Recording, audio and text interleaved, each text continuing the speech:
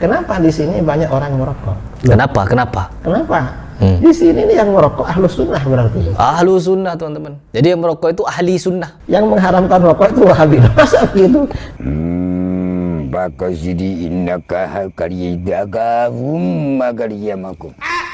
Kiai Idrus Ramli, yang dimana orang ini dianggap sebagai singanya Aswaja, sebagai tokoh ulama yang sangat luar biasa ilmunya, dianggap sebagai orang yang alim. Saya pun dulu juga menganggap beliau sebagai ulama, teman-teman, sangat luar biasa. Namun sekarang dia mengatakan, teman-teman, bahwa orang-orang di Indonesia ini yang merokok, jelas mereka ini mengikuti ahlu sunnah, ya, mengikuti mazhab Imam Syafi'i, yang dimana mengatakan rokok itu makruh. Makruh harusnya ditinggal, tapi dia mengatakan bahwa semua kiai-kiai, gus-gus di Indonesia, mereka banyak melakukan rokok karena mereka tidak mengharamkan. Yang mengharamkan siapa? Wahabi, teman-teman. Pokoknya yang mengharamkan rokok Wahabi. Berarti Habib Rizik Syihab itu Wahabi, teman-teman, karena lebih condong pada pendapat yang haram rokok. Di Indonesia pun, saudara, kiai-kiai yang fuqaha mayoritas dari mazhab Syafi'i itu mengharamkan rokok. Kalau saya pribadi ikut yang mengatakan haram. Adi Hidayat Wahabi itu karena mengharamkan rokok. Hukum merokok, kalau saya pribadi,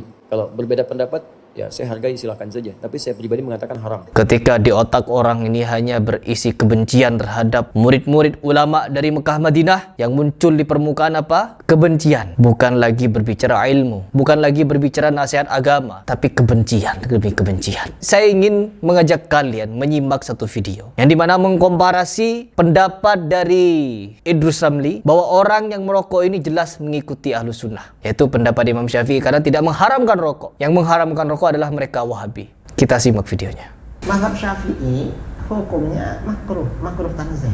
Tuh, makruh, teman-teman.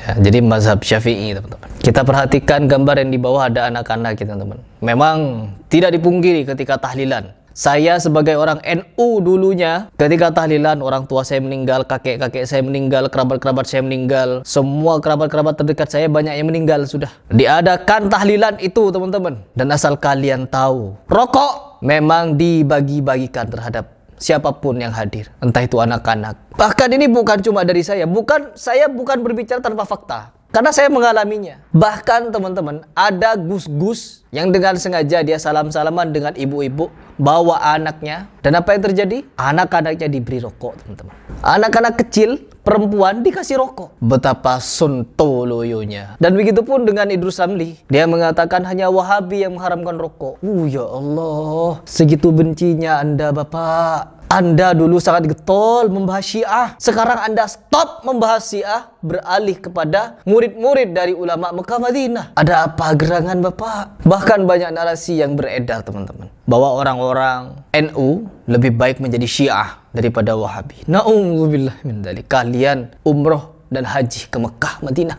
Di sana kalian disambut oleh orang-orang Wahabi, diperlakukan dengan mulia, diberikan kasih sayang, dipimpin sholat berjemaah dengan bacaan Al-Quran yang luar biasa, dengan kasih sayang yang luar biasa, dirangkul kalian. Tapi setibanya di Indonesia, ketika diajak untuk kembali kepada sunnah, kalian lebih memilih untuk memuji Syiah. Sampai-sampai kalian stop membahas Syiah dan beralih kepada Wahabi. Sebegitu bencinya kalian kepada dakwah mereka. Memang ini akhir zaman, teman-teman, bahwa yang berpegang kepada sunnah, berpegang kepada kebenaran, akan diperangi sampai titik darah penghabisan. Kalau perlu dibunuh, kalau perlu. Ya, lanjut dulu. Kenapa di sini banyak orang merokok? Kenapa? Di sini nih yang merokok ahlu sunnah berarti. Ahlu sunnah, teman-teman. Jadi yang merokok itu ahli sunnah. Yang mengharamkan rokok itu Wahabi. Masa begitu? Di sini nih yang merokok ahlu sunnah berarti. Yang mengharamkan rokok itu Wahabi. Masa begitu? Iya, Datuk. Kalau di Johor malah rokok diharamkan. Di sini halal. Di sini halal, teman-teman. Jadi gak ada makruh-makruhnya, teman-teman. Meskipun anak-anak kecil seperti ini nih sering terpapar rokok, teman-teman, akhirnya sakit. Halal, teman-teman. Halal. Minuman khomer itu, teman-teman, ya sebenarnya khomer bisa baik juga kepada kesehatan. Sekalian khomer halalkan juga. Untuk kesenangan, zina, sekalian zina dihalalkan. Karena kesenangan. Sampai-sampai apa? Di dalam bulan Desember kemarin, sekarang ini tanggal 1 Januari 2025, kemarin bulan Desember saja sudah tercatat ada 8 kasus pencabulan dari oknum Gus, Kiai, Ustadz dari agama NU, teman-teman. Mereka bukan Wahabi mereka. Itu bulan Desember saja. Bagaimana dengan tahun 2024? Setiap bulan pasti ada kasus pencabulan. Pasti ada. Ini bulan Januari ini 2025. Kita lihat sebelum penutupan bulan Januari ini pasti akan ada kasus pencabulan. Lihat saja.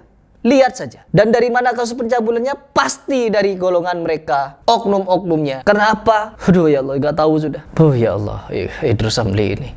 Loh, kan haram. Mana ada dalil yang mengharamkan? Gak ada. Gak ada, teman-teman. Ya, gak ada, teman-teman. Karena baik, rokok itu baik. Bagi kesehatan baik, bagi orang lingkungan baik, bagi ekonomi baik, teman-teman. Pokoknya baik semua. Gak ada buruknya rokok, teman-teman. Sama, zina juga gak ada buruknya, teman-teman. Kenikmatan itu, nikmat itu zina itu. Alkohol, apa namanya? Khomer. Oh, gak ada buruknya itu. Ya gak ada buruknya sampai-sampai di acara-acara hajatan mereka, teman-teman.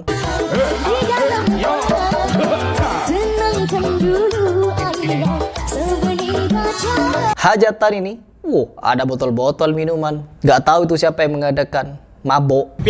Indonesia Rabu toh? Wong gandeng sing penting wong mletre mendem asik.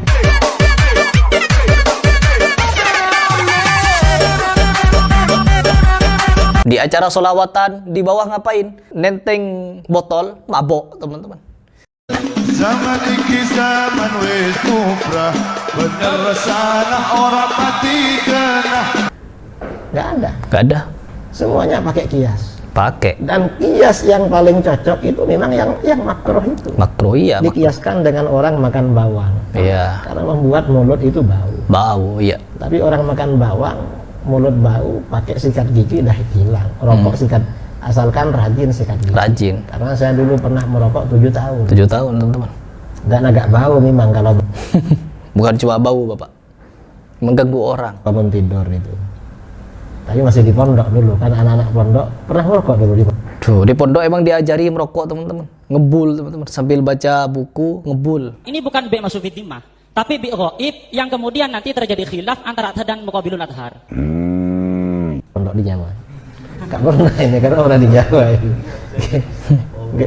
Nggak bisa ini, berarti kurang mantap. Ya, pokoknya kalau gak merokok kurang mantap, teman-teman. Imannya kurang mantap. Bukan ahlus sunnah, teman-teman. Kalau gak merokok bukan ahlus sunnah. Pokoknya mengharamkan rokok bukan ahlus sunnah, teman-teman.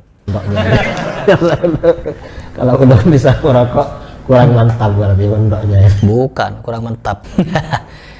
Kesentuh doyoan ya.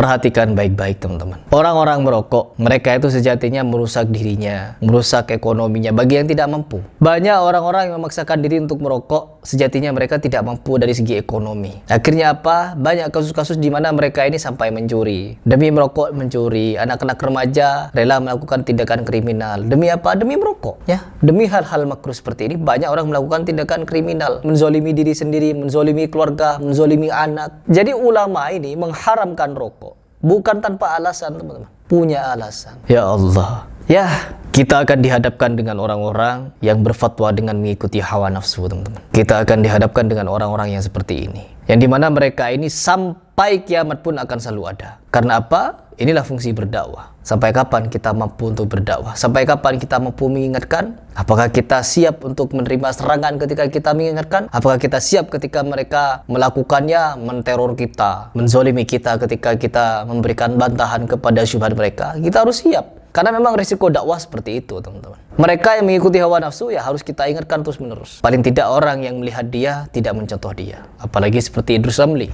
Ini sangat luar biasa sudah, teman-teman. Syubhat menyebar-nyambar. Bukan seperti api lagi, teman-teman. Seperti petir menyebar-nyambar. Na'udzubillah. Berhati-hatilah. Berhati-hatilah. Ini pesan dari saya. Semoga kalian mengingatnya baik-baik.